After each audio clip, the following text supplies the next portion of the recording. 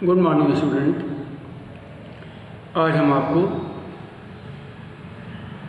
संगीत का हमारे जीवन में महत्व क्या है और संगीत कहते किसे हैं, संगीत चीज़ क्या है। सब्जेक्ट संगीत बोलचाल की भाषा में संगीत से केवल गायन समझा जाता है। गा लिया बस हो गया संगीत। किंतु संगीत जगत में गायन, वादन और नृत्य तीनों के समूह को संगीत कहते हैं। इस प्रकार संगीत के मुख्य तीन अंग हुए: गायन यानी कि गाना, वादन यानी कि बजाना, चाहे बांसुरी हो, तबला हो, ढोलक हो, बैंजो हो, गिटार हो, कुछ भी हो बजाना, और नृत्य यानी नाचना। पंडित शारंग देव लिखित संगीत रत्नाकर में कहा गया है कि गीतम वाद्यम तथा नृत्यम त्रयम संगीतम उच्यते, अर्थात गाना, बजाना और नृत्य इन तीनों का सम्मिलित रूप संगीत कहलाता है। पश्चिमी देशों में संगीत से केवल गायन और वादन समझा जाता है। वहाँ नृत्य को संगीत में नहीं रखा गया है, लेकिन हमारे यहाँ नृत्य को रखा गया है। गायन, वादन और नृत्य इन तीनों में घनिष्ठ संबंध रहा है। केवल इतना ही नहीं, तीनों एक दूसरे के पूरक हैं। गायन, वादन और नृत्य की नृत्य गायन और वादन की सहायता करता है। यानी गायन जो है वो वादन और नृत्य की, और वादन जो है वो गायन और नृत्य की, और नृत्य जो है वो गायन और वादन की सहायता करता है। ये तीनों एक दूसरे के पूरक हैं। यहाँ पर नृत्य का विस्तृत अर्थ लिया गया है। गाते बजाते समय भाव प्रदर्शन के लिए थोड़ा बहुत हाथ चलाना, गाते समय मुखाकृति बनाना आदि नृत्य के व्यापक अर्थ में ही आते हैं। जब हम अपने हाथ दिखाते हैं, भाव दिखाते हैं, आँखों द्वारा भाव प्रकट करते हैं, चेहरे के द्वारा भाव, गुस्से के, प्यार के भाव प्रकट करते हैं, ये सारे के सारे भाव ये नृत्य के अंदर आते हैं। संगीत रत्नाकर में कहा गया है कि नृत्य वादन के और वादन गायन के आश्रित है, यानी एक दूसरे के सहायक हैं। नृत्य वाद्यानुगम प्रोक्त वाद्य गीतानुवर्षित, अतः इन गीतों में गायन सबसे श्रेष्ठ हुआ। अभी तक संगीत के विभिन्न अंग बताए गए, लेकिन उनकी परिभाषा नहीं। संगीत की परिभाषा इस प्रकार दी जा सकती है: संगीत वो ललित कला है जिसमें स्वर और लय के द्वारा हम अपने भावों को प्रकट करते हैं।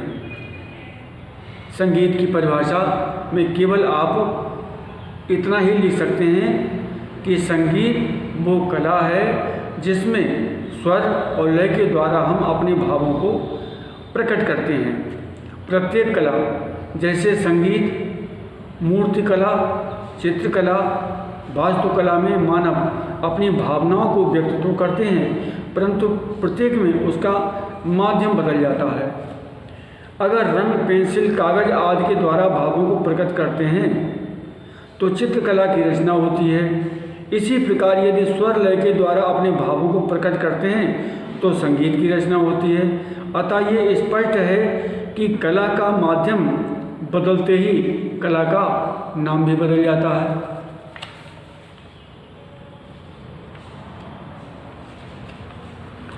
संगीत को ललित कला कहा गया है। ललित कला की श्रेणी में 5 कलाएं आती हैं: संगीत, कविता, चित्रकला, मूर्तिकला और वास्तुकला। इन ललित कलाओं में संगीत को सर्वश्रेष्ठ माना गया है। इस प्रकार संगीत समस्त कलाओं में सर्वश्रेष्ठ है। संगीत का संबंध देवी देवताओं से भी जोड़ा गया है। किंवदंती है कि सर्वप्रथम ब्रह्मा ने सरस्वती देवी को और सरस्वती ने नारद को शिक्षा दी। इसके बाद नारद ने भरत को और भरत ने नाट्य शास्त्र द्वारा जन साधारण में संगीत का प्रचार किया। संगीत की उत्पत्ति के विषय में इस प्रकार की मुख्य 7 किंवदंतियाँ प्रसिद्ध हैं। प्राचीन काल में इन किंवदंतियों का महत्व शायद रहा भी हो, किंतु आज के वैज्ञानिक युग में इसका कोई विशेष महत्व नहीं है। तो ये हुआ संगीत के बारे में कि संगीत चीज़ क्या है। अब संगीत की पद्धति के बारे में आ जाता है, फिर संगीत के प्रकार के बारे में आ जाता है। तो संगीत का हमारे जीवन में क्या प्रभाव है, क्या महत्व है, संगीत क्या है, इसके बारे में आप जो भी कुछ लिख देंगे थोड़ा बहुत ये काम करेगा। उसके बाद हम आते हैं नाद। नाद क्या चीज़ है? नाद माने साउंड, आवाज़। नाद तानपुरे अथवा सितार के खिंचे हुए तार को आघात करने से तार में जो तार कंपन करता है और ध्वनि उत्पन्न होती है। संगीत में नियमित और स्थिर कंपन यानी आंदोलन द्वारा उत्पन्न ध्वनि का उपयोग होता है, जिसे हम नाद कहते हैं। जब किसी ध्वनि की कंपन कुछ समय तक चलती रहती है तो उसे स्थिर आंदोलन, और जब उसकी ध्वनि की कंपन समान गति वाली होती है तो उसे नियमित आंदोलन कहते हैं।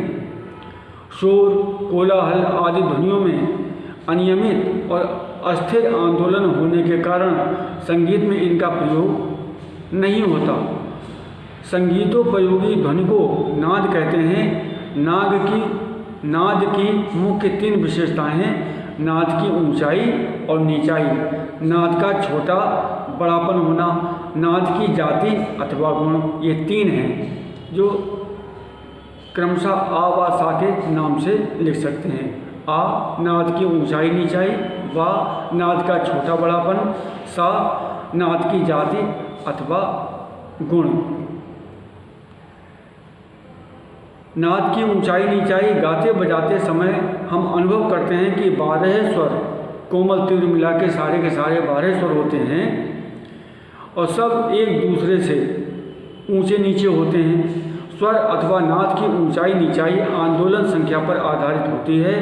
अधिक आंदोलन संख्या वाला स्वर ऊंचा और इसके विपरीत कम आंदोलन वाला स्वर नीचा होता है। गाते बजाते समय हम ये अनुभव करते हैं कि सा से ऊंचा गा होता है, इसलिए ये स्पष्ट है कि गा की आंदोलन संख्या सा से अधिक होगी। इसी प्रकार गा से नीचा पहले रे होता है, इसलिए रे की आंदोलन संख्या गा से कम होगी। नाद का छोटा बड़ापन, क्रियात्मक संगीत में हम ये भी अनुभव करते हैं कि धीरे धीरे उच्चारण किया गया स्वर थोड़ी दूर तक और जोर से उच्चारण किया गया स्वर अधिक दूरी तक सुनाई पड़ता है। इसी को नाद का छोटा और बड़ापन कहते हैं।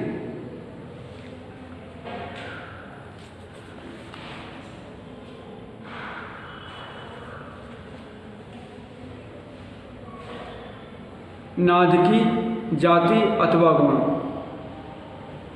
प्रत्येक वाद्य का एक दूसरे से अलग भिन्न स्वर होता है।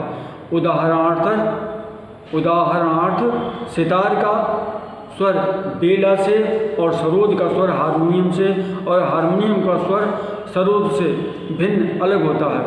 इसलिए दूर से आती हुई संगीत के ध्वनि को हम पहचान लेते हैं कि ध्वनि किस वाद्य की है। विभिन्न वाद्यों के स्वरों में भिन्नता होने का कारण ये है कि प्रत्येक वाद्य के सहायक नादों की संख्या, उनका क्रम और उनका प्राबल्य एक दूसरे से भिन्न होता है। इसी को नाद की जाति अथवा गुण कहते हैं। वैज्ञानिकों का कहना है कि कोई भी नाद अकेला उत्पन्न नहीं होता, उसके साथ कुछ अन्य नाद भी उत्पन्न हुआ करते हैं जिन्हें केवल अनुभवी कान सुन सकते हैं। इन स्वतः उत्पन्न होने वाले स्वरों को सहायक नाद कहते हैं और सहायक नादों की संख्या, क्रम और प्राबल्य पर नाद की जाति आधारित होती है। ये नाद की जाति और गुण हुए। तो आज के इस वीडियो में संगीत क्या है और हमारे जीवन में इसका क्या महत्व है। जब जब हम खुश होते हैं तो हमारे मन से जो खुशी पैदा होती है, हम गुनगुनाने लगते हैं कुछ ना कुछ की। किसान अपने खेतों में जब काम करता, फसल उसकी पकती है तो वो फसल काटता जाता और गुनगुनाने लगता। ये सब क्या है? संगीत है। अगर हमारे जीवन से संगीत नाम की चीज़ निकाल दी जाए, संगीत माने खुशी, तो हमारा जीवन फिर बिल्कुल व्यर्थ हो जाएगा। तो संगीत का महत्व जब से व्यक्ति जन्म लेता है तब से लेके और जब तक व्यक्ति मरता है उसके जीवन में संगीत किसी न किसी रूप में रहता है। करुणा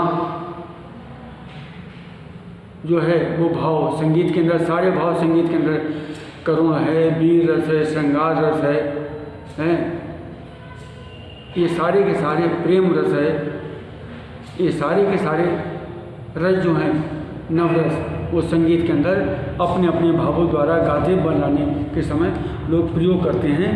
तो ये संगीत के प्रकार हो गए। और संगीत वैसे भी दो तरह का और होता है, एक आहत होता है और एक अनाहत होता है। जब दो चीज़ के टकराने से जो साउंड पैदा होती है वो आहत शब्द होता है, यानी टकराना आहत। और एक अनाहत अपने आप हो रही है। अब हम कान बंद करते हैं तो अंदर से साए साए की जो आवाज़ आती है तो वो अपने आप हमेशा से होता चला आ रहा है। वो अनाहत वो किसी क्रिया के द्वारा नहीं होता, वो अपने आप होता है। तो ये नाद है, यही ब्रह्म है, नाद ब्रह्म जो अपने आप चला आ रहा है। एक है उसको हम पैदा करते हैं, बोलने से पैदा करते हैं, दो चीज़ों के टकराने से पैदा करते हैं, ये अनाहत ब्रह्म। तो दो तरह का ये हमारा नाद हो गया। तो आज के वीडियो में केवल हम आपको इतना ही बताते हैं। Thank you.